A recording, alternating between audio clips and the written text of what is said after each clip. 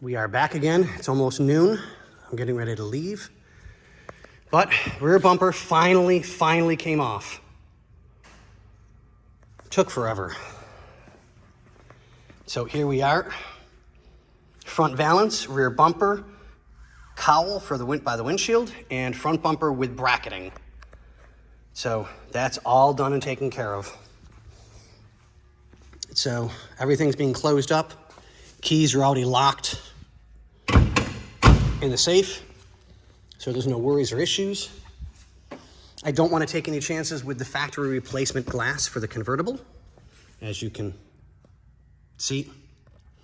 So we'll roll it back in its spot, and I'll be back on it tomorrow to get all of the trim, or get as much of the trim off as I can, and get that taken care of. Here we go. Come on, come on, come on. There we go. Battery's still on charge. It's still a little weak. I don't want to take any chances until we've got a fully charged battery to put back in this. I'll have Bobby reach out to Bill and find out if he wants me to take all the side trim off as well and get that taken care of. So I don't know.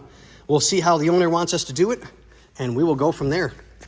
But all right, guys, this is going to be a short one, so I thank you.